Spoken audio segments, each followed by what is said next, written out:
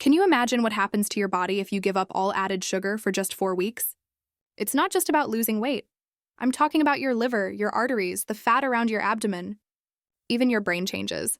But the first week can be a nightmare of cravings and bad moods. Is it worth it? Get ready, because today I'll show you what science says, how you'll feel step by step, and I'll give you the exact tips to overcome every stage. But the most surprising thing is what happens after 28 days. You won't want to miss the ending. This isn't a detox or a fad. It's literally about leaving out of your life that sweet enemy that's in absolutely everything. Sodas, juices, candy, cookies, the sugar you add to your coffee. Today, you'll understand what happens inside you when you say, "This is it. Enough with added sugar." Here's the roadmap for this video. First, what almost no one tells you about the first days. Yes, the cravings and mood changes. Second, how your metabolism and your hunger changes just by changing what you eat. Third, what really happens to your internal fat. Not just what you see in the mirror, but what's in your liver and arteries. Fourth, the real results in blood tests. And I'll give you 3 strategies to survive sugar without going crazy or falling out with your body. You know it. Save this video because each part is more impactful than the last. Let's get right into expectation versus reality. We expect to give up sugar and feel instantly better. Reality, the first week is sometimes torture. And I'm going to tell you why and how to get through it. Imagine this. Today, you say enough. Goodbye sugar in your coffee, goodbye sodas, goodbye sweets, 0 artificial juices, all at once. What happens that first day? You start noticing a buzzing in your body, a weird anxiety, almost a withdrawal sensation. Your brain literally craves sugar. Meanwhile, your body goes into confusion mode. Where's the quick energy? Because sugar metabolizes that fast. It goes straight into your bloodstream, spikes your insulin, makes everything work on autopilot, and after the high comes the crash. For years, we repeat this routine. Eat sugar, insulin goes up, get a lightning bolt of energy. Hungry again right away? That's how self-dependence is built. And the crazy thing, the pancreas, in charge of releasing insulin, gets exhausted from working so erratically. The result? Cells, tired, stop responding as well. Insulin resistance begins, and glucose keeps circulating in your blood, or is stored as fat in your liver and arteries. Terrible, right? But here's the interesting part. When you decide to quit, even for 24 hours, your body starts looking for energy somewhere else. But before getting into biochemical details, connect with this. Why do we get such strong cravings on day 1? Because the brain gets used to the dopamine hit sugar gives. Every piece of cake, every sip of soda, every spoonful in your mate activates your pleasure center. It's not lack of willpower. It's brain chemistry. That's why when you quit suddenly, your brain protests. You'll feel tired, irritable, even get headaches. Some call it sugar withdrawal syndrome. You're not alone, it's proven. How do you avoid it? Experts agree. If you took 3 spoonfuls in your coffee, go down to 2, then 1. Candy daily? Make it every other day, then every 4 days. Cut your soda serving in half, then by a quarter. This gradual reduction gives your body, and especially your brain, time to adapt. Did you skip this and drop sugar suddenly? Don't worry. In 2 or 3 weeks, your energy will change and your brain will regulate itself. But for the first 7 days, get ready for the inner battle. And there's more.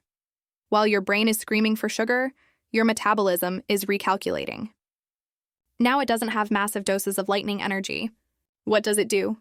It starts searching in fat stores and learning to use more complex carbs. Here's where the change begins. Your body, forced, becomes much more efficient at using slow fuel energy. Whole grains, whole fruits, legumes. Stop. Let's go back to those first 72 hours. Sound familiar? Fatigue, irritability, the sensation that every sweet thing is calling you with a megaphone. Your mood changes, including your tolerance for the people you live with. It's very common. What do I recommend? Don't be a lone hero. Let those around you know. Arm yourself with healthy snacks. Fruits, nuts, a handful of blueberries. Don't ban everything at once. The goal is to get through the first week, not total perfection, but watch out, because now comes the part hardly anyone expects.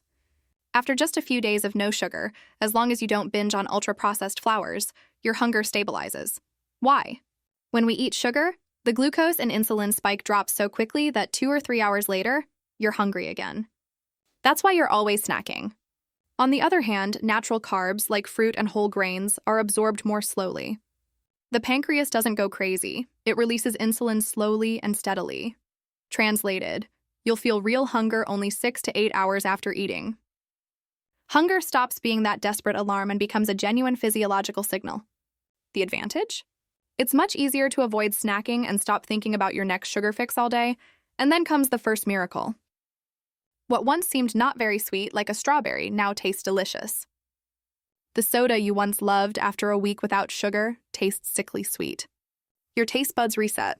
The brain lowers the need for a sugar explosion. You literally regain the ability to taste other flavors, something that until now was numb. And notice, this doesn't take months. By 10-14 days, your senses start a revolution. But do I really start losing weight? Here we get into the part everyone wants to know. The answer is yes, but there are nuances. Sugar is only part of excess calories, but giving it up reduces your hunger spikes. Your need to snack disappears, and your body starts tapping into fat reserves, especially abdominal and visceral fat, which is the most dangerous, the kind that surrounds your organs and is closely linked to cardiovascular risk and fatty liver. Let's talk about your liver. When you eat too much sugar, insulin orders the excess to be stored as triglycerides in your liver and belly. If you stop that constant source of added sugar, the liver starts using those deposits to make energy for your brain and muscles. Studies show that stopping sugar reduces fatty liver, even before losing much weight on the scale. Amazing, right? Add to that, your cholesterol also changes. Less sugar and less insulin cause your LDL, bad cholesterol, to drop, and HDL, good cholesterol, to rise. But what's wild is that it's not only the amount that matters, it's also the quality.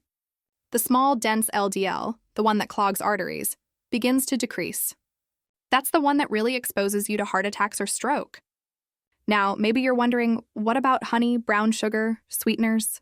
Are they healthier? Let's bust some myths. Brown sugar is almost the same as white, just less refined, but the metabolic damage is the same. Lots of glucose, fast to the blood, insulin spike.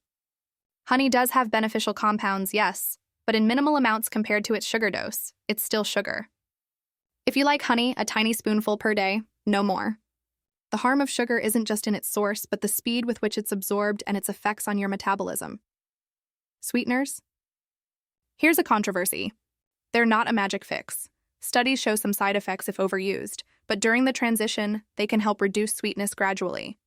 Use 1 or 2 packets per day if you really can't retrain your palate that fast. But don't become permanently dependent on them. Here's a key minute. How do you make it different this time and not give up after a week? 3 simple steps. 1. Stop buying what always tempts you. Don't keep chocolates, sodas, ultra-processed cookies on hand. What's not at home doesn't get eaten on impulse. 2. Never quit sugar cold turkey. Lower the doses every couple of days until you reach 0. It's slower but way more bearable.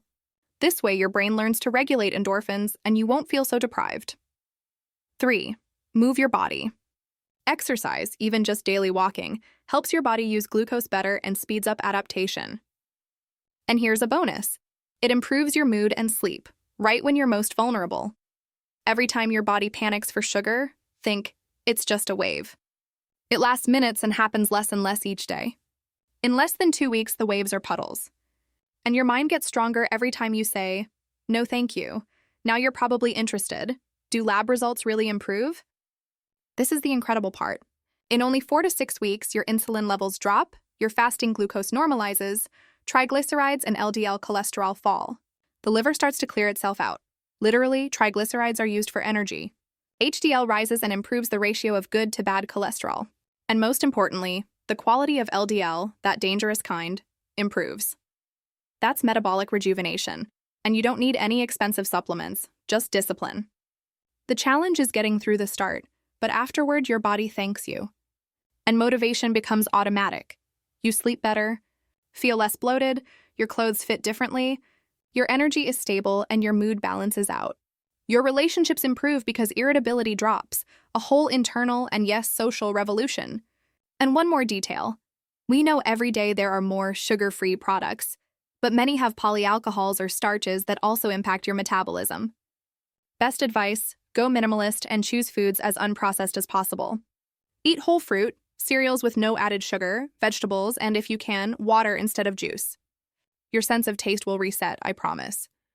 Does this mean you can never again eat a piece of cake or candy? No. The key is the frequency and the power you give sugar in your life. If you detach from daily sugar, you'll notice how easy it is to moderate the exception without binging. It stops being a need and becomes an occasional pleasure. Isn't that much better? So next time someone tells you, it's impossible to live without sugar, remember this. Sugar is not essential. Energy is. But you can get it from real foods, which your body digests calmly and efficiently. The change can be felt, seen, and measured. And the toughest challenge, the first week, is also the shortest. From there, everything gets better step by step.